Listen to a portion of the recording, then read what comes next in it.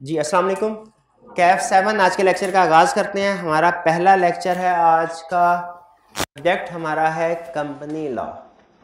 आज basically orientation ही होगी इसकी, यानी आपको इस सब्जेक्ट के हवाले से कुछ इंट्रोडक्टरी मटेरियल शेयर करेंगे हम आप लोगों के साथ कि सब्जेक्ट की नेचर क्या है, एग्जामिनर का स्टाइल क्या है, टेस्टिंग का ग्रिड क्या है, कौन कौन से बड़े बड़े टॉपिक्स हम इसमें स्टडी करने जा रहे हैं। ठीक है जी। तो लेकिन क्लास के स्टार्ट में ही एक चीज़ मैं आपके साथ शेयर करना चाहता हूँ कि ये जो हमारा लेक्चर होगा ना क्लास में, ये आपका सिर्फ समझिए टोटल जो रिसोर्सेज आप कवर करने जा रहे हैं उसका 50% है। 50% आपको इसके अलावा भी कुछ रिसोर्सेज प्रोवाइड किए जाएंगे। ठीक है, यानी अगर क्लास का लेक्चर आप अटेंड करते हैं, इसके अलावा भी कुछ चीज़ें हैं, वो आपको चीज़ें कैसे प्रोवाइड की जाएंगी, वो व्हाट्सएप ग्रुप्स के ज़रिए से। ठीक है, तो नॉर्मली ऑनलाइन वाले जो स्टूडेंट्स होते हैं हमारे, उनका तो व्हाट्सएप ग्रुप बना होता है, उनमें हम रिसोर्सेज शेयर करते रहते हैं, लेकिन फिजिकल स्टूडेंट्स का व्हाट्सएप ग्रुप नॉर्मली नहीं बनता। तो हम क्या कर रहे हैं, फिजिकल स्टूडेंट्स का भी व्हाट्सएप ग्रुप बना रहे हैं ताकि आपके साथ जो कुछ मज़ीद एक्स्ट्रा रिसोर्सेज हमने शेयर करने हैं, और वो रिसोर्सेज बड़े काम के हैं। वो रिसोर्सेज क्या हैं, कैसे काम के हैं, वो आपको आहिस्ता आहिस्ता पता चल जाएगा। मैं बताऊंगा नहीं, आपको खुद फील हो जाएगा कि वो क्या चीज़ें हैं और किस तरीके से आपके कंसेप्ट्स को वो रिवाइज कर रही हैं, कंसेप्ट्स को टेस्ट कर रही हैं। ठीक है, और कैसे बेनिफिशियल है। तो उसके लिए आपको पेज सर्कुलेट करवाया गया है। ठीक है, ताकि उसमें सिर्फ हमारे जो इनरोल्ड स्टूडेंट्स हैं क्लास के, वो ही उस ग्रुप में मौजूद हों। आप अगर उस ग्रुप को ज्वाइन करना चाहते हैं तो अपना नंबर उसमें लिख दीजिए। वो बॉयज़ के लिए अलग व्हाट्सएप ग्रुप होगा, गर्ल्स के लिए अलग व्हाट्सएप ग्रुप होगा, और वो व्हाट्सएप ग्रुप एडमिन ओनली होगा। यानी उसमें आप कोई डिस्कशन नहीं कर सकेंगे, क्योंकि फिजिकल स्टूडेंट्स से अगर डिस्कशन करनी है तो उसके लिए क्लास मौजूद है, वो आप क्लास में डिस्कशन कीजिए, जो भी क्वेश्चन पूछते हैं। वो सिर्फ मेरी तरफ से शेयरिंग होगी कुछ चीज़ों की, और कुछ क्विज़ वगैरह होंगे, कुछ स्पेशल डिज़ाइन किए और कुछ और चीज़ें होंगी। तो उसके लिए पेज सर्कुलेट कर दिया मेरा ख्याल टीए ने, आप उसके ऊपर अपना नंबर लिख दीजिए। अच्छा, अब चलते हैं हम सब्जेक्ट के इंट्रोडक्शन की तरफ। ये सब्जेक्ट है कंपनी लॉ, कैफ 7।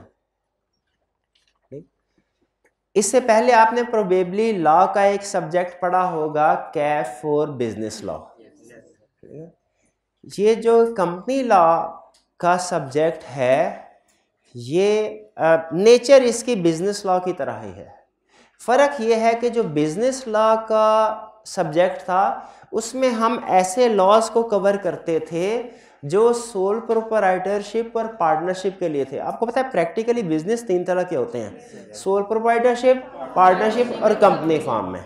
ठीक है, जो बिजनेस लॉ है ना कैफ 4, वो आपको सोल प्रोप्राइटरशिप और पार्टनरशिप के ऊपर कौन से लॉज एप्लीकेबल है उनके बारे में सिखाता है। लेकिन बहुत कम ऐसे स्टूडेंट होंगे जो कि चार्टर्ड अकाउंटेंट बनने के बाद खुद का कोई सोल प्रोप्राइटरशिप या पार्टनरशिप फॉर्म में बिजनेस करे।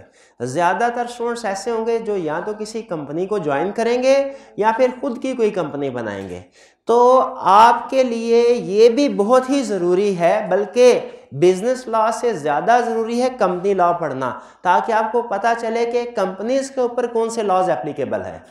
और दूसरी बात, बिजनेस लॉ में और कंपनी लॉ में फ़र्क एक और, कि जो कैफ 4 है वो जितना आपने पढ़ा सिर्फ उतना ही है, लेकिन जो कैफ 7 है कंपनी लॉ, ये जितना आप पढ़ेंगे सिर्फ उतना ख़त्म नहीं हो जाता, बल्कि इसकी एडवांस लेवल की टेस्टिंग आपको सीफैप लेवल पे भी काम देगी। वो सीफैप 2 है, कॉर्पोरेट लॉ है शायद, उसमें आपका ये कंपनी लॉ का भी कंसेप्ट सारे दोबारा टेस्ट होंगे एडवांस लेवल पे। इसीलिए ख़ास तौर पे इस सब्जेक्ट को आपने पढ़ना है। कैफ 4 को पढ़ा, पास किया, भूल गए, कोई प्रॉब्लम ही नहीं है। लेकिन कैफ 7 को पढ़ना है, पास करना है और भूलना नहीं है। इसको वक्तन वक्तन बाद में भी रिवाइज करते रहना है, सीफैप लेवल पे ये काम आएगा। ठीक है जी। तो पहली चीज जो हमने इस सब्जेक्ट के हवाले से सीखी, कंपनी लॉ। इसमें हम कौन से लॉ पढ़ने जा रहे हैं जो कंपनी फॉर्म ऑफ बिजनेस पे एप्लीकेबल हैं। और पाकिस्तान में कंपनीज के ऊपर जो सबसे बड़ा लॉ एप्लीकेबल है वो है कंपनीज एक्ट 2017। ठीक है, उसका मतलब ये हुआ कि हमने इस सब्जेक्ट में कंपनीज एक्ट 2017 को स्टडी करना है। अच्छा, अब कुछ मजीद बातें, कुछ आपको पता है ओरिएंटेशन क्लास में सब्जेक्ट के हवाले से कोई टेक्निकल कंसेप्ट हम डिस्कस नहीं करते, ठीक है, लेकिन इसमें कुछ ऐसी बातें हैं जो आपको पूरे कोर्स में अपने जहन में रखनी पड़ेगी। वो बातें क्या हैं, ये पेज अभी थोड़ी देर में आपके साथ शेयर भी कर रहे हैं, मीनवाइल आप नोट कर लीजिए बोर्ड पे ऊपर। इंस्ट्रक्टर इंट्रोडक्शन, देखें सबसे पहली चीज़ आपके लिए ज़रूरी होती है कि ये जान सकें कि आपने कोई भी चीज़ किसी भी अगर प्रोफेशनल से सीखनी है, क्या वो प्रोफेशनल इस काबिल है भी कि नहीं कि आपको वो चीज़ सिखा सके। तो कंपनी लॉ वैसे तो बहुत से दूसरे फील्ड्स में भी पढ़ाया जाता है, ठीक है, एमकॉम MBA वगैरह में भी पढ़ाया जाता है, इसके अलावा LLB में भी पढ़ाया जाता है, लेकिन मेरी अपनी ये पर्सनल ओपिनियन ये है कि जो सब्जेक्ट जिस फील्ड में पढ़ाया जा रहा है ना, उसी फील्ड का टीचर अगर पढ़ाए तो बेहतर तरीके से पढ़ा सकता है, क्योंकि उनको अंदाज़ा होता है कि उनकी फील्ड में ये सब्जेक्ट किस तरीके से प्रैक्टिकली अप्लाई होगा। तो जो CAF 7 कंपनी लॉ है, ये आपका कोर्स मैं पढ़ाऊँगा, मोहम्मद आसिफ। मैंने CA क्वालिफाई किया था 2008 में, उसके बाद से टीचिंग प्रोफेशन तकरीबन 14 साल हो गए, हाँ 14-15 साल हो गए तकरीबन टीचिंग प्रोफेशन में ही हूँ। कुछ अर्सा मैंने क्वालिफिकेशन के बाद फर्म के साथ जॉब की थी। चलिए आगे चलते हैं। सब्जेक्ट के हवाले से इंट्रोडक्शन ये ज़्यादा अहम है आपके लिए कि सब्जेक्ट की नेचर को समझना। देखिए, पहले ही दिन किसी भी सब्जेक्ट की नेचर को समझ लेना इसलिए ज़रूरी होता है ताकि आपके जहनी तौर पे तैयार हो जाए कि सब्जेक्ट किस तरह का है, मुझे इसकी तैयारी किस तरीके से करनी है। ये ना हो एंड पे जाएं और फिर पता चले हो तैयारी इस तरीके से नहीं करनी थी, दूसरे तरीके से करनी थी। तो स्टार्ट में ही सब्जेक्ट की नेचर समझना ज़रूरी होता है। तो सब्जेक्ट की नेचर है लीगल। लीगल का मतलब क्या है, इसमें हम किसी ना किसी लॉ को पढ़ रहे होंगे, ठीक है। अच्छा, जब लॉ को पढ़ रहे होंगे तो स्टूडेंट का अक्सर क्वेश्चन ये होता है, सब जब हम आंसर करेंगे, लीगल लैंग्वेज ना थोड़ी सी मुश्किल होती है। मुश्किल होने की रीज़न ये होती है कि जो उन्होंने लॉ मेकर्स होते हैं, उन्होंने किसी भी लीगल प्रोविजन को इस तरीके से लिखना होता है कहीं कोई लूप होल रह ना जाए जिसका फ़ायदा क्रिमिनल लोग उठाएं।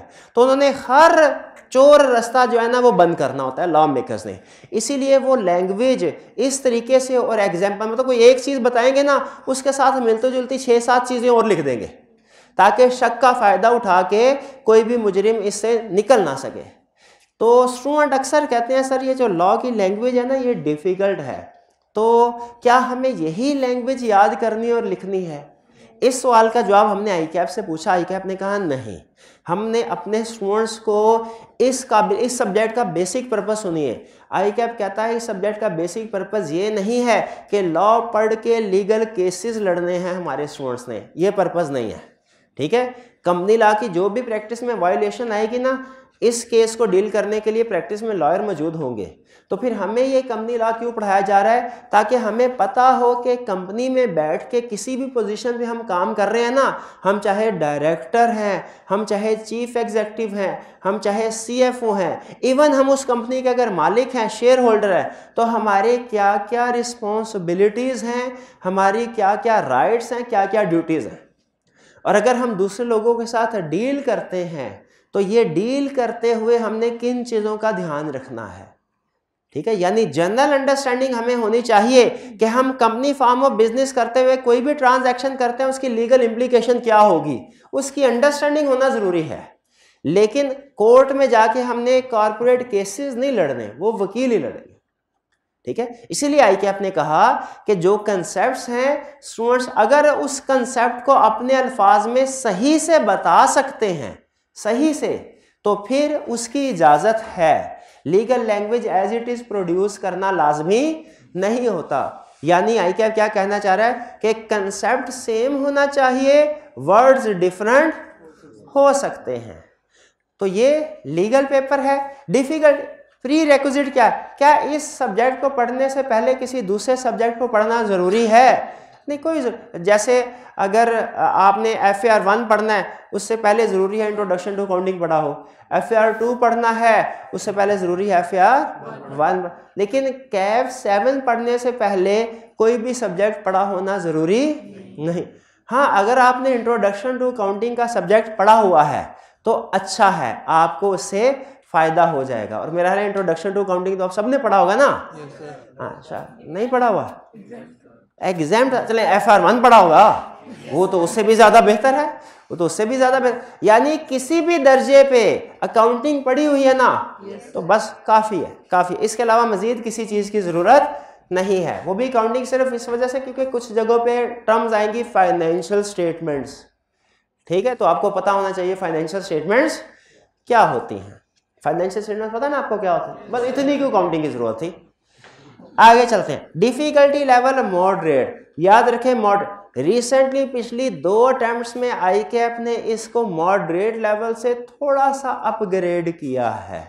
मॉडरेट लेवल, डिफिकल्ट अभी भी नहीं है, मॉडरेट से। तो उसकी रीज़न क्या? उसकी रीज़न ये है कि ICAP ने अपना शिफ्ट रिप्रोडक्शन से केस स्टडी की तरफ कर दिया। ICAP अब केस स्टडी की ज़्यादा टेस्टिंग कर रहा है रिप्रोडक्शन वाले कंसेप्ट की निस्बत, इस वजह से ये पहले, लेकिन अभी भी याद रखिए डिफ़िकल्ट नहीं है। देखिए मैं एक प्रोफेशनल हूँ, जो चीज़ यस होगी कहूँगा यस है, जो चीज़ नो होगी कहूँगा नो है। आपको मोटिवेट करने के लिए झूठ नहीं बोलूँगा, ना ही कोशिश करूँगा। तो ये सब्जेक्ट डिफ़िकल्ट ईजी नहीं है, डिफ़िकल्ट भी नहीं है, मॉडरेट लेवल का है। हाँ, थोड़ी सी रिसेंट उसने 1-2 अटेम्प्ट्स में केस स्टडी की टेस्टिंग ज़्यादा कर दिया है, तो हमने अपनी प्रैक्टिस के अंदर केस स्टडी को ज़्यादा इंक्लूड करेंगे, उसकी प्रैक्टिस ज़्यादा करनी है। घर जाके रिटन फॉर्म में ये चीज़ ध्यान में रखिएगा, केस स्टडी की प्रैक्टिस नहीं करेंगे ना आप पास नहीं हो सकेंगे। कैफ 4 में आपने देख ही लिया होगा, कैफ 4 में जिस तरीके से केस स्टडी का स्टाइल होता था, मिलता जुलता ही स्टाइल यहाँ पे कैफ 7 में भी होगा। फ़र्क सिर्फ यह है कि यहाँ पे सारे cases company form of business के कंटेक्स्ट में सेट करेगा।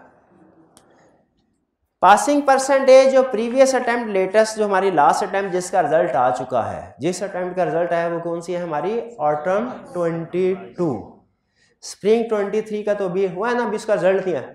तो ऑटम 22 में जो पासिंग परसेंटेज है वो है 34%, ठीक है, जो कि एक नॉर्मली पासिंग परसेंटेज इतनी ही, लगभग इतनी ही होती है, 34%।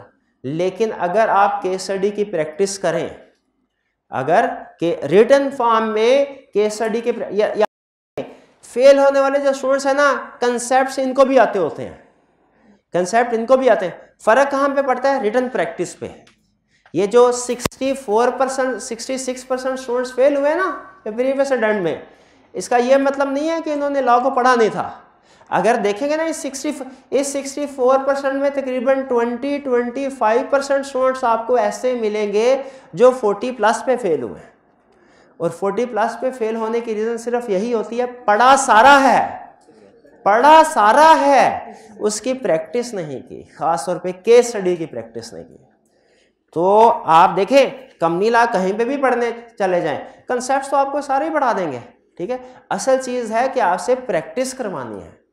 तो ज़हनी तौर पे आप पहले दिन से ही तैयार हो जाएं कि थ्योरी का सब्जेक्ट है, ऐसा ना हो चार्टर्ड अकाउंटेंट बनना है तो काउंटिंग का पेपर पास होना ज़रूरी है कि नहीं है। चार्टर्ड अकाउंटेंट बनना है तो लॉ का पेपर पास होना ज़रूरी है कि नहीं, उतना ही ज़रूरी है। इवन इंग्लिश का पेपर भी पास नहीं ना करेंगे अगर PR से, तो भी आप चार्टर्ड अकाउंटेंट नहीं बन सकते। इसलिए हर सब्जेक्ट को पास करना ज़रूरी है। प्रैक्टिकली कौन सा सब्जेक्ट ज़्यादा अहम है, कौन सा कम अहम है, वो एक अलग बात है। एग्जाम पॉइंट ऑफ व्यू से आपके लिए हर सब्जेक्ट पास करना इक्वली इम्पोर्टेंट है। तो आपने हर रोज़ काउंटिंग को टाइम देना है, बिल्कुल दीजिए, लेकिन हर रोज़ आपने लॉ को भी टाइम देना है। और सिर्फ याद करके ये ना समझिएगा कि आपने पास करने के काबिल हो गए हैं। याद कर लिया, अगर आपने 100% एक चीज़ को याद कर लिया ना, स्टिल पास होने की गारंटी नहीं है। इसलिए कि पेपर में 50% से ज़्यादा weightage case study based questions की होती है, ठीक है। पेपर स्ट्रक्चर क्या होगा ये ज़रा गौर से सुन लीजिए। पेपर होगा हमारा 100 मार्क्स का, हर पेपर 100 मार्क्स का ही होता है। क्या इस पेपर में कोई चॉइस होगी? चॉइस होता है ना, 10 में से कोई से 8 क्वेश्चन कीजिए, कोई चॉइस नहीं हो। पूरे CA में कोई चॉइस नहीं होती, आपको पता ही है। चॉइस क्यों नहीं होती? क्योंकि आई कैप सिलेक्टिव स्टडीज को डिस्करेज करता है, ठीक है, इसलिए हमारे पेपर में भी कोई चॉइस नहीं होगी। इसमें 3 तरह के क्वेश्चंस आएंगे, ठीक है, 3 तरह के क्वेश्चंस आएंगे। एक आएंगे एमसीक्यूज, एक होंगे रटे वाले क्वेश्चन, रिप्रोडक्शन के क्वेश्चन, और तीसरा होगा केस स्टडी बेस्ड क्वेश्चन। 3 तरह के एमसीक्यूज होंगे 15 नंबर के, ठीक है, 15 नंबर के एमसीक्यूज होंगे, लेकिन 15 नहीं होंगे, उससे कम होंगे। बात समझ आई? हाँ जी, नंबर ऑफ एमसीक्यूज कम होंगे, मार्क्स ऑफ एमसीक्यूज 15 होंगे। कोई एमसीक्यू अगर इजी हुआ आई कैप 1 नंबर अलॉट करेगा, अगर थोड़ा मॉडरेट हुआ आई कैप 1.5 मार्क्स, और अगर डिफिकल्ट हुआ 2 नंबर के साथ, ठीक है। तो हो सकता है एग्जाम में आपको 11 या 12 एमसीक्यूज मिले, उनके टोटल मार्क्स कितने होंगे? 15% वेटेड होगी एमसीक्यूज की, फिर 40% के करीब वेटेज होगी रिप्रोडक्शन के क्वेश्चंस की, जिनमें आपने जो चीज याद की होगी ना वो रिप्रोड्यूस करनी होगी, और 45% होंगी केस स्टडीज। वैसे मुझे बताइए, जो आपका ग्रिड होगा कैफ 7 पेपर का, वो क्या होगा? कितनी तरह के क्वेश्चन आएंगे पेपर में? 3 तरह। कौन कौन से? MCQs, reproduction, case study. MCQs कितने मार्क्स के होंगे? 15, और रिप्रोडक्शन के क्वेश्चन 40, और केस स्टडीज 45। शाबाश। अच्छा, अब आप सोच रहे होंगे पेपर पास करना तो बहुत आसान है, रट्टा लगा लेंगे, 40 नंबर इधर आ गए। एमसीक्यूज हैं, इनमें से 10-11 नंबर तो कहीं नहीं गए, तो 50 को नंबर तो पूरे हो ही जाते हैं। बाकी भी तैयारी करेंगे, कोई 2-4 सवाल आ ही जाएंगे, केस स्टडी कर ही लेंगे। याद रखिए, कैफ 7 के पेपर में और हर पीसीए के हर पेपर में एक नंबर वो आपको किसी वजह से देगा। 1 नंबर का कंसेप्ट भी टेस्ट करता है ना आई कैप, उसमें कोई ना कोई ट्विस्ट जरूर होता है। आई कैप आपको 1 नंबर भी आराम से नहीं लेने देगा, कंफर्म बात कर रहा हूं। 1 नंबर में भी कोई ना कोई ट्विस्ट जरूर होगा। रिसेंटली आई कैप के जो, अगर आप 2 पेपर देखें ना, 2 पेपर, इसमें इसके स्टाइल को अगर आप एग्जामिनर का टेस्टिंग उसका स्टाइल है उसको डिकोड करें, अगर आप 2 चीजें आपको नजर आएंगी, 2 चीजें अभी बता रहा हूं, और मोस्ट प्रोबेबली इस अटेम्प्ट में भी वो इसी स्टाइल से टेस्टिंग करेगा। उसका जो तरीका है वारदात है ना आई कैप का, वो बता रहा हूं तरीका। वो देखें, एमसीक्यूज में तो चले इसकी डिस्कशन जब प्रैक्टिस करेंगे ना फिर करेंगे। 40% थ्योरी में आई कैप का तरीका वारदात क्या है? एक लफ्ज को चेंज करेगा रिक्वायरमेंट में और उससे कंसेप्ट चेंज हो जाएगा। एक लफ्ज को चेंज करेगा और उससे कंसेप्ट चेंज हो जाएगा। और ये आई कैप का मैं पर्सनली फील करता हूं अच्छा तरीका है। अच्छा, बिल्कुल अच्छी बात है। उसकी रीज़न ये है, प्रैक्टिस में जब आप जाते हैं ना, आपने डॉक्यूमेंट्स को इंटरप्रेट करना होता है, वहाँ पे एक लफ्ज़ से फ़र्क पड़ता है। आप एक मैं केस स्टडी पढ़ा था कि कॉन्ट्रैक्ट हुआ, कॉन्ट्रैक्ट होने से पहले ना 2 पार्टीज होती हैं ना, एक दूसरे के साथ ड्राफ्ट शेयर करती हैं। तो एक सेल एग्रीमेंट था, उसमें ड्राफ्ट में लिखा हुआ था कि आपको ये यूनिट बेचा जाएगा 245 रुपये पर यूनिट के हिसाब से, ठीक है। ड्राफ्ट में दोनों पार्टी ने कहा ठीक है जी, प्रिंट निकालें ऑफिशियल डॉक्यूमेंट्स पे जो लीगल पेपर होते हैं, साइन करते हैं। प्रिंट निकाला, साइन किया, साइन करने के बाद पता चला एक छोटा सा टाइपिंग एरर हो गया है। 245.00 लिखना था यूनिट्स का, 24.50 लिख दिया गया। दोनों पार्टीज के साइन हो गए। उसके बाद पहली पार्टी जो सेलर थी ना, उसने पहले रिक्वेस्ट की सर ये गलती हो गई चेंज कर ले। उन्होंने देखा वो तो खुश, दूसरी पार्टी उन्होंने कहा जो 245 वाली चीज थी वो हमें 24.5 के रेट में। उन्होंने कहा कॉन्ट्रैक्ट है, ड्राफ्ट चाहे जो मर्जी हो, साइन। ये केस कोर्ट में गया, गैस कीजिए कोर्ट ने क्या फैसला किया होगा? उनका कॉन्ट्रैक्ट वैलिड। कॉन्ट्रैक्ट वैलिड है। उन्होंने कहा जी हमें इससे गर्ज नहीं, इससे पहले आपस की आपकी क्या निगोशिएशन होती रही है, हमें इस चीज़ से गर्ज है, तय क्या पाया, और चूंकि इस पे आपने साइन लिखे हुए हैं तो इसीलिए ये वो कंपनी बैंकरप्ट हो गई एक क्लर्क की गलती की वजह से। तो मुझे बताइए कि क्या हमें भी ये एक एक पॉइंट को, हम जिस पोजीशन पे बैठे होंगे ना, हमारी पोजीशन बहुत सेंसिटिव, आपको क्लर्क बनाने के लिए तैयार नहीं किया जा रहा है। आपने सीए करने के बाद एजी ऑफिस का क्लर्क नहीं लगना, किसी कंपनी का सीएफओ सीईओ बनना है। तो उसके लिए ज़रूरी है कि एक एक लफ्ज़ क्या, एक एक पॉइंट कोमा से भी अगर मीनिंग चेंज हो रहे होते हैं ना तो आपको पता हो। और अनफॉर्चुनेटली हमारी जो अब ये जनरेशन है ना, इसको नहीं पता। ठीक है, ये अब क्या मैं हर बात बताऊं बड़ी कि दो चीज़ें, केयरलेस है, एफिशिएंट है, ये दोनों चीज़ें हमारी जो न्यू जनरेशन है ना, बड़े से बड़ा टास्क जो पहले हम बहुत टाइम दिनों में किया करते थे, मतलब अब मैं खुद भी हैरान होता हूँ कभी अपने टीएस वगैरह से काम हो या स्टूडेंट, वो उसका क्विक सोल्यूशन दे देते हैं, बहुत एफिशिएंट है, लेकिन साथ ही साथ केयरलेस भी है। इवन ऑफिशियल कम्युनिकेशन में अल्फाज के स्पेलिंग ठीक नहीं होते, अल्फाज के स्पेलिंग भी ठीक नहीं, मतलब ऐसे लगता है वो क्लाइंट के दूसरे क्लाइंट के सीएफओ को ईमेल कर रहे हैं, वो ऐसे लगता है जैसे दोस्त को एसएमएस कर रहे हो, वो इस तरह की वर्डिंग, इस तरह की एब्रीविएशन जो होती है ना। तो इसीलिए आईकैप ये चाहता है कि आप जो भी केस स्टडी आपके सामने आए, क्वेश्चन है, उसके एक एक लफ्ज़ के ऊपर गौर करें, और एक लफ्ज़ की वजह से मीनिंग में जो चेंज आता है वो आपको पता होना चाहिए। तो अभी बता रहा हूँ, आप केयरलेस हो के पता है क्या, आप कहेंगे सर ने क्लास में पास पेपर इस तरह के करवाए थे, इस तरह का क्वेश्चन तो पहले भी है, इसमें तो ये चीज़ पूछता होता है, और वही चीज़ लिख देंगे। हालांकि क्वेश्चन के अंदर उसने एक लफ्ज़ से कंसेप्ट सारा चेंज कर दिया होगा। अब देखें वो लफ्ज़ कौन कौन से हो सकते हैं, ये आपने परेशान नहीं हो, आपके टीचर की जिम्मेदारी होती है आपको ये बताना कि ये लफ्ज़ अगर इस तरह होता तो क्या मतलब था, इस तरह हो गया तो क्या, वो मेरी जिम्मेदारी है, मैंने आपको सिखाना है। आपने सिर्फ इस लेवल पे जाके सोचना है, आपकी जिम्मेदारी सिर्फ इतनी है, किसी भी क्वेश्चन को पढ़ते हुए सिर्फ एक चीज़ सोचनी है, क्या कि रिक्वायरमेंट में एक लफ्ज़ के चेंज होने से रिक्वायरमेंट में फ़र्क पड़ सकता है, ये चीज़ आपने ज़हन में रखनी है। क्लियर? तो 40% थ्योरी वाला जो पोर्शन है, इसमें आईकैप का लेटेस्ट तरीका वारदात क्या है, एक लफ्ज़ को चेंज करके पूरा कंसेप्ट चेंज हो जाता है। वो आपने पढ़ा होगा, बचपन से पढ़ते हैं वो मुजरिम और महरम वाली बात। तो यहाँ पे मुजरिम और महरम एक नुक्ते से बदल जाता है ना, तो यहाँ पे भी एक नुक्ते से महरम वो बदल जाएगा। ठीक है, और भी अल्फाज वो क्या होते हैं, दुआ बहुत सी दगाओं के साथ हैं, एक लफ्ज़ से मीनिंग बदल जाता है ना है?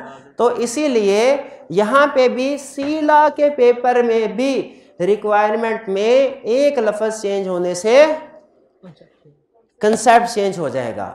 वहां पे अगर आपने तवज्जो ना तो सारा पड़ा हुआ ना उसमें पानी फिर जाना है। मैंने आपको बताया ये मुझे अंदाजा है ना, मेरी क्लास टीचर को अंदाजा होता है। ठीक है, अब के ये 66% स्टूडेंट्स सारे ऐसे नहीं हैं जिन्होंने सीला नहीं पढ़ा हुआ, उनमें बहुत से ऐसे हैं पढ़ा लेकिन रिक्वायरमेंट को पिक नहीं कर पाए। ये क्लियर होगी बात। दूसरी सबसे अहम चीज, केस स्टडीज। पिछली 2 अटेम्प्ट्स का अगर आप एनालिसिस करें, इसमें भी आईकैप ने एक नया तरीका वारदात ऐड किया है जो मेरे ख्याल में बहुत अच्छा है।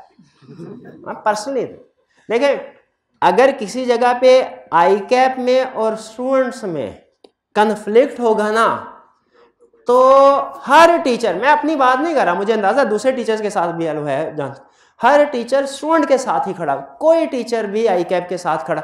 अगर कहीं पे कन्फ्लिक्ट हुआ, स्टूडेंट का इंटरेस्ट इफेक्ट होता है।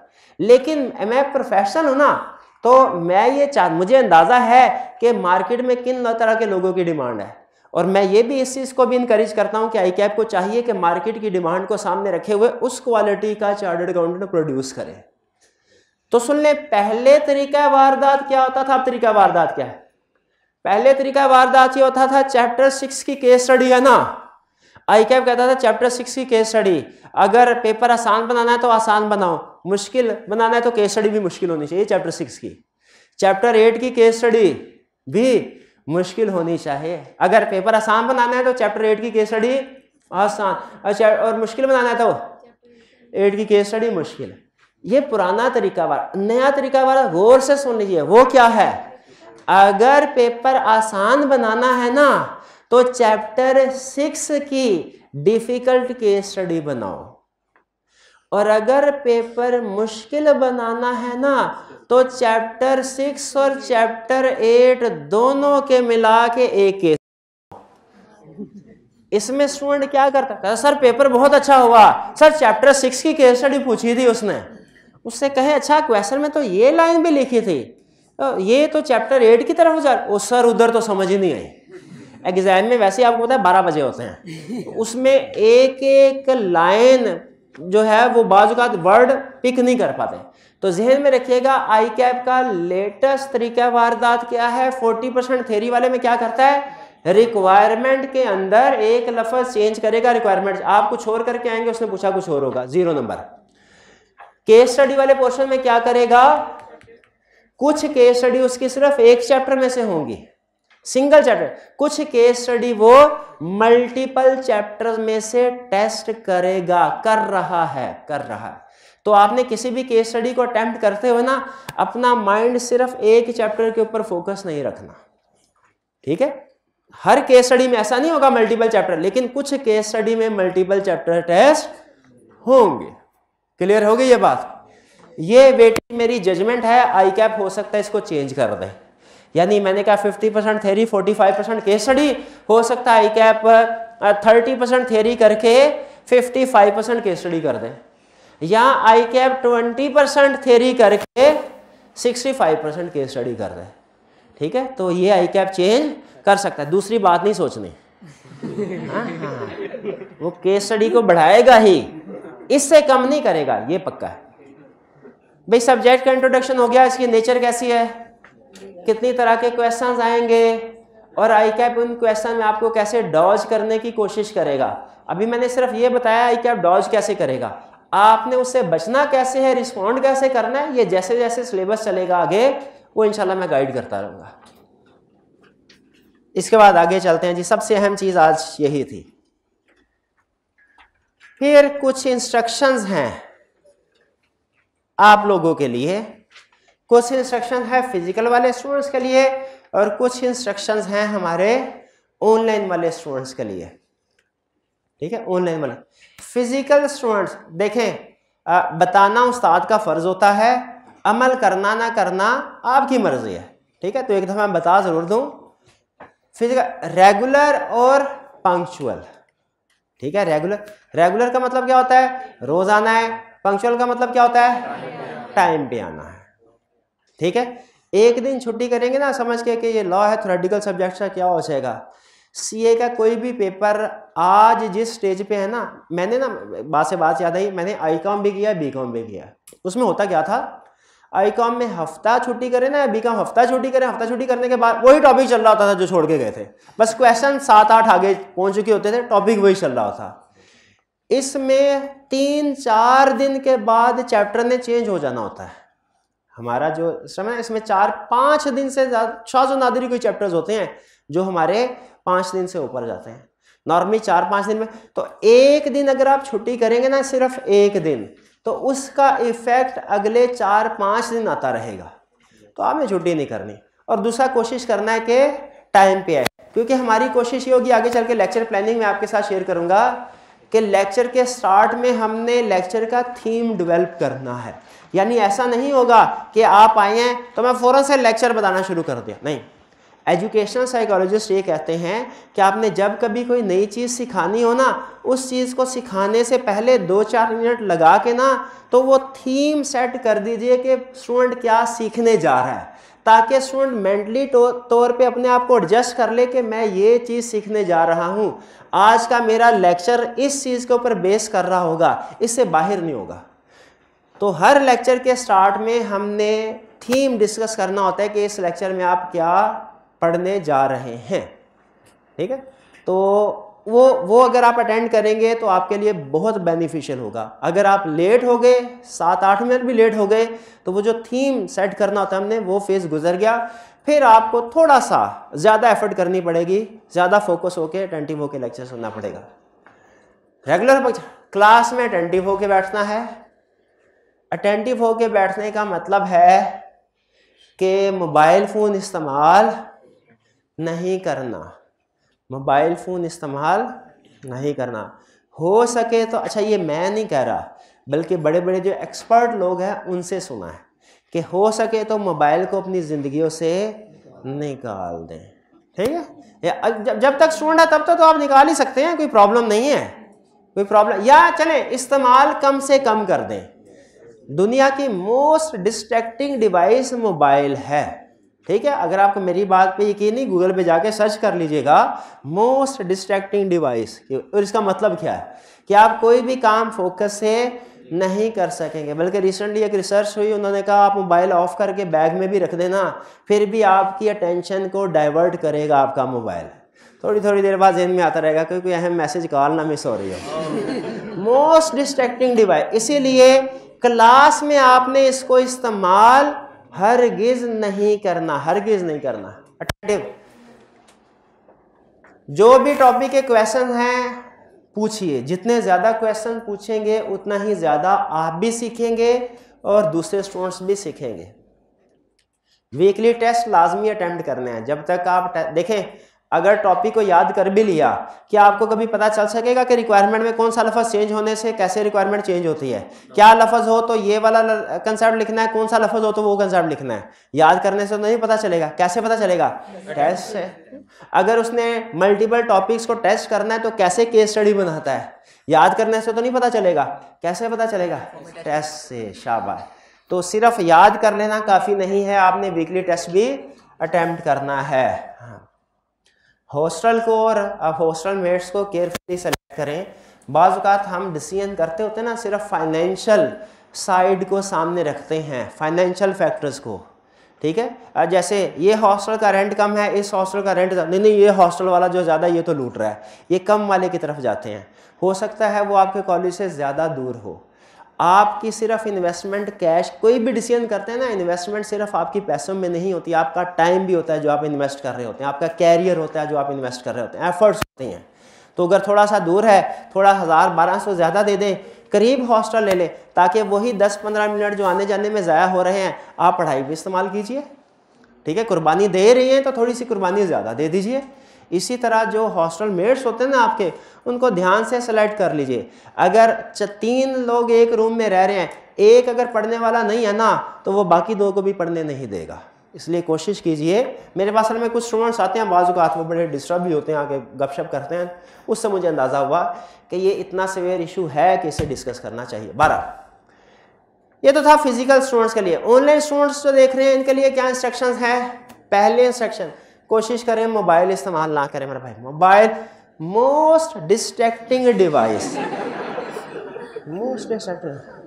आप लेक्चर देख रहे होंगे, कोई ना कोई नोटिफिकेशन आ जाएगा, कोई ना कोई मैसेज आए, कोई ना कोई कॉल आ जाएगा, इफेक्टिवली नहीं। और फिर वैसे भी आप देखें, एक चीज़ जो है ना, एक छोटी सी बात आपको बता, जल्दी से बता, ज़्यादा गौर नहीं करना इसके ऊपर। आपके पास 2 ऑप्शंस हैं, एक मूवी देखनी है घर के टीवी पे, एक सिनेमा स्क्रीन पे मूवी देखनी है। ठीक है, और टाइम आपका उतना ही लगना है। ठीक है, क्या प्रेफर करेंगे? सिनेमा स्क्रीन, ज़्यादा बड़ा इमेज। तो उसी तरह एक ऑप्शन है मोबाइल, छोटी सी स्क्रीन के ऊपर लेक्चर देख लेना, जिसमें कुछ पता नहीं चलेगा ये 3 लिखा हुआ है कि 8 लिखा हुआ है। वो बाद में फिर व्हाट्सएप ग्रुप में पूछेंगे, सर ये 3 लिखा था कि 8 लिखा था। लेकिन अगर वही आप लैपटॉप या कंप्यूटर जो उससे 6-7 गुना ज़्यादा तो बड़ी होती है ना, उससे ज़्यादा बड़ी स्क्रीन है, उस पर देखिए जितना ज़्यादा आपका वो फोकस कर रहे होते हैं ना कोई मंजर, आप उतना ही ज़्यादा आपका माइंड उसको रिटेन कर रहा होता है। ठीक है, तो इसलिए कोशिश करें कि ऑनलाइन के अगर आप स्टूडेंट है, मोबाइल की बजाय किसको यूज़ करना है? स्पीड, टाइम बचाने की कोशिश नहीं करनी। टाइम बचा के कौन सा रक्षा चलाना है आपने, पढ़ना ही है ना। तो इसी को आप रेगुलर स्पीड के ऊपर, स्पीड और अंडरस्टैंडेबिलिटी का इनवर्स रिलेशन है। जैसे जैसे स्पीड बढ़ाएंगे अंडरस्टैंडेबिलिटी कम होती जाती है। वो जो टाइम इधर बचाता है ना बच्चा, इधर आधा घंटा, 1 घंटे का लेक्चर आधे घंटे में ले लेगा डबल स्पीड करके, जो आधा घंटा इधर बचाएगा वो पौना घंटा व्हाट्सएप ग्रुप में सवाल पूछने में लगाएगा, सवाल पूछने में, जो इधर से, क्योंकि अंडरस्टैंडेबिलिटी कंसेप्ट इतना आया ही नहीं जहन में, और फिर पास्ट पेपर के क्वेश्चंस अटेम्प्ट करते हुए प्रॉब्लम होगी, फिर बार बार पढ़ना पड़ेगा। ठीक है, तो बेहतर यही है कि आप रेगुलर स्पीड में, वक्त नहीं बचता, जिम्मेदारी के साथ बात कर रहा हूँ। लेक्चर डबल स्पीड पे, जब आप मूवी डबल स्पीड पे नहीं देखते तो लेक्चर जो कि एक टेक्निकल, हालांकि मूवी में कोई टेक्निकल कंसेप्ट भी नहीं होता, वो तो स्टोरी होती है, पता चल रहा होता है कि क्या हो रहा है। ऐसे टेक्निकल लेक्चर में टेक्निकल कंसेप्ट्स होते हैं जो सिर्फ सुनने देखने नहीं होते, समझने भी होते हैं। हमारे माइंड को भी कंसेप्ट्स को रिटेन करने के लिए प्रोसेसिंग करनी होती है, टाइम चाहिए। अगर वो टाइम उसको उतना नहीं मिलेगा, कंसेप्ट आपके दिमाग में नहीं बैठ सकेगा। बाज़ औक़ात हम लेक्चर के दौरान कुछ चीज़ें बार बार बोल रहे होते हैं, 2 दफ़ा, बाज़ औक़ात 3 दफ़ा, तो ऑनलाइन में स्टूडेंट्स बड़ा एतराज़ करते हैं, कहते हैं सर हम बोर हो जाते हैं, आप एक चीज़ को एक ही दफ़ा बोल दिया करें ना, हम बोर हो जाए, 2-2 दफ़ा 3-3 दफ़ा बात कर रहे हैं, लेक्चर बड़ा स्लो हो जाता है। लेकिन वो चीज़ इतनी अहम होती है कि आप लोगों के जहनों में बिठानी है, और वो जहनों में उसी वक्त बैठती है जब बार बार उसकी तकरार होती है। इसीलिए कुछ कंसेप्ट ऐसे होंगे कि आपको बोर होना पड़ेगा। Don't miss use flexibility, study daily. Flexibility का मतलब क्या? सहूलत आई कि जब मर्जी पढ़ लें, सहूलत यही है ना ऑनलाइन में, जब मर्जी पढ़ लें। कहते ठीक है सुबह पढ़ लेंगे, इफ्तारी के बाद पढ़ेंगे, अभी नहीं, इफ्तारी के बाद, इफ्तारी के बाद नहीं, नमाज तरावीह पढ़ लें, फिर उसके बाद तरावीह के बाद थके हुए हैं सुबह, हाँ सहरी के टाइम पे, सहरी के टाइम पे नमाज पढ़ी, नींद बड़ी अच्छी आती है, नींद बड़ी, बाद 10 मिनट बस सो लूँ, 10 मिनट के बाद पता चलता है 10 कब बज गए, कुछ नहीं हुआ। तो इस तरीके से लेक्चर पेंडिंग होते। याद रखें, अगर आप पहले, मुझे ये बताइए, एक आया बंदा आपके पास, क्या टाइम किया हुआ है, 11 बंदा आपके पास आया है, अब मजदूर है, वो तनहादार बंदा है, उसकी सैलरी है महीने की 30,000, आपसे कहने लगा सर मुझे उधार दे दीजिए 10,000। आपने कहा उधार क्यों चाहिए? उसने कहा सर उधार दे दीजिए 10,000, अगले महीने वापस कर दूंगा। क्या करें, मजबूर, ये अब 30,000 में गुजारा नहीं होता, इसीलिए मैं उधार मांग रहा हूँ। आपके जहन में फौरी क्या बात आएगी? नहीं देंगे ना, शाबाश, क्यों नहीं देंगे? जो पहले महीने 30,000 में गुजारा नहीं कर सका वो दूसरे महीने कैसे करे? तो अगर आप आज के दिन 1 घंटे का लेक्चर किसी वजह से नहीं ले सके तो अगले दिन में, टाइम तो वही है 24 घंटे हैं, कि कल का दिन 48 घंटे का हो जाएगा, वो भी 24 घंटे, तो उसमें 2 घंटे कैसे पढ़ सके? नहीं, जिसका 1 लेक्चर पेंडिंग गया ना, उसके 10 लेक्चर कन्फर्म में पेंडिंग जाएंगे, कन्फर्म है। इसलिए रोज का काम रोज देखें। प्रॉब्लम्स, हम इंसान है ना, प्रॉब्लम्स हर एक को हैं, प्रॉब्लम्स की नेचर डिफरेंट है। मैं स्टूडेंट लाइफ में था, प्रॉब्लम्स की नेचर कुछ और थी, टीचिंग लाइफ में प्रॉब्लम की नेचर, आपके साथ भी, इन भाई की जिंदगी में भी प्रॉब्लम है, इनकी जिंदगी प्रॉब्लम, क्या करें, और ये रहनी है प्रॉब्लम, इनके साथ ही मैनेज करना सीखना है हमने। इसलिए कोई भी प्रॉब्लम आए तो आपने उसको एक्सक्यूज नहीं बनाना ना पढ़ने का है, बल्कि आपने क्या कहना है कि नहीं, इन हालात में भी पढ़। वो हाँ, मैं नॉर्मली ये टॉक शोज वगैरह देखता नहीं होता, एक टॉक शो में एक बंदे ने बड़ी अच्छी बात कही, कोई एक शेर था मुझे एग्जैक्टली याद नहीं, कि जिस दौर में जीना मुश्किल हो उस दौर में जीना लाजिम है। तो जिस दिन पढ़ना मुश्किल हो ना, उस दिन आपने कहना आज पढ़ के दिखाऊंगा। अगर मैंने आज पढ़ लिया ना तो इसका मतलब है मैं किसी भी दिन पढ़ सकता हूं। ठीक है, तो लेक्चर को पेंडिंग किसी सूरत नहीं करना। और ऑनलाइन वाले स्टूडेंट्स भी जब पढ़ रहे हैं, लेक्चर ले रहे हो, तो सेल फोन्स को ऑफ करना है। बाकी ये यूट्यूब के लेक्चर और ऑफिशियल लेक्चर में क्या फ़र्क होता है, ये अक्सर स्टूडेंट पूछ रहे होते हैं। मैंने कुछ पॉइंट्स लिख दिए हैं, समझ आए तो ठीक है, ना समझ आए तो कोई प्रॉब्लम नहीं है। हाँ, ये कुछ फेलियर की रीजंस ये सुन लीजिए। क्या रीजन? पहली रीजन क्या बताई? Lack of written practice like accounting paper. यानी जिस तरह अकाउंटिंग, इसका मतलब ये नहीं है कि जैसे अकाउंटिंग में रिटन प्रैक्टिस नहीं करते वैसे लॉ में भी नहीं करते, नहीं नहीं। इसका मतलब क्या कि जिस तरह अकाउंटिंग में प्रैक्टिस करते हैं ना, उस लॉ में प्रैक्टिस नहीं करते आप। अकाउंटिंग आपसे 2 घंटे करवा लें आप बोर नहीं होंगे। लॉ का एक क्वेश्चन 15 मिनट का रिटर्न करना पड़ जाए ना, आप कहेंगे सर सॉल्यूशन देख लेता हूं, कंसेप्ट तो वही है। तो रिटर्न प्रैक्टिस करना, जब तक आप प्रैक्टिस नहीं करेंगे आपको पता नहीं चलेगा कि आपने उस क्वेश्चन को प्रेजेंट कैसे करना है। ठीक है। नॉट प्रिपेयरिंग न्यू टॉपिक्स, जो नए टॉपिक्स आते हैं ना, जैसे हमारे सिलेबस में कुछ नए टॉपिक्स ऐड, हमारा लास्ट चैप्टर जो है ना इसका वो नया एडेड।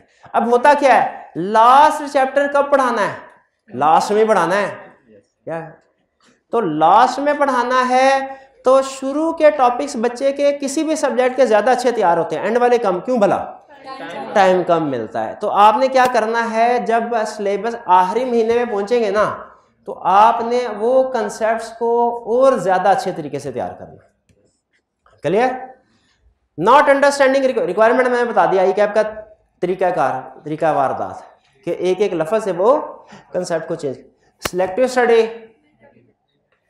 करने, एब्सेंटीज्म, क्लास में छुट्टी नहीं करनी, मोबाइल फोन हाँ ये फेलियर की रीजन बता रहा है, आपको इंस्ट्रक्शन नहीं दे रहा। ये ना हो गए सर आपने लिखा हुआ था use mobile during class. Concept को सिर्फ इंडिपेंडेंट नहीं रिलेट करके पढ़ना है। ठीक है, मेन कंसेप्ट क्या चल रहा है। फिर दूसरों के क्वेश्चंस को ना सुनना। आप क्लास में कोई भी स्टूडेंट क्वेश्चन पूछे, देखें वो भी लॉ का क्वेश्चन नहीं पूछ रहा है, तो दूसरे स्टूडेंट को चाहिए कि उसको ध्यान से सुने। फिर वीकली टेस्ट को अटेम्प्ट ना करना, वही बात, जब तक आप रिटन प्रैक्टिस नहीं करेंगे आपको पता नहीं चलेगा कि आई क्या टेस्टिंग किस तरीके से कर रहा है और जो आप प्रेजेंटेशन दे रहे हैं क्या वो मार्क्स गेन करेगी कि नहीं आपके लिए। कितना टाइम रिक्वायर्ड है इस सब्जेक्ट को पास करने के लिए, डेली 2 घंटे। ठीक है, ये पहले मैं 1.5 घंटे रिकमेंड किया करता था, लेकिन अब रिसेंटली आईकैप ने अपना थोड़ा सा केस स्टडी बेस्ड फोकस ज्यादा कर दिया है। हमें भी केस स्टडी की प्रैक्टिस करनी पड़ेगी। तो लेक्चर के बाद घर आपने खुद से 2 घंटे तकरीबन पढ़ना है। होम असाइनमेंट्स डेली करनी है और रिटर्न और ये होम असाइनमेंट्स आपकी डेली चेक भी होंगी, ये डेली चेक भी हुआ करेंगी। वीकली रिटर्न टेस्ट अटेम्प्ट करना है और संडेज को रिवाइज करना है। हर संडे आप रूटीन बना लें, कम से कम लॉ का कोई नया कंसेप्ट आपने नहीं पढ़ना, बल्कि जितने भी प्रीवियस कंसेप्ट्स होंगे वो रिवाइज करने हैं। किसी भी थ्योरी के सब्जेक्ट में पीरियोडिक रिवीजन बहुत अहम होती है, तो हर संडे आपका रिवीजन डे होना चाहिए। क्लियर जी। ये कुछ ओरिएंटेशन के हवाले से चीज़ें थी। मज़ीद जैसे ही सब्जेक्ट चलेगा फर्दर चीज़ें भी हम डिस्कस करते रहेंगे। कल से इंशाल्लाह लेक्चर स्टार्ट करेंगे हम अपना। आपको कोई फ़िलहाल बुक वगैरह लेने की ज़रूरत नहीं है, बुक इंशाल्लाह नेक्स्ट वीक में आ जाएगी। मीनवाइल आपको जो रिसोर्सेज चाहिए होंगे वो मैं प्रोवाइड करूँगा। कोई क्वेश्चन पूछना चाहते हो तो पूछ लें, नहीं चलिए आज का लेक्चर यहाँ ख़त्म करते हैं। अल्लाह हाफ़िज़।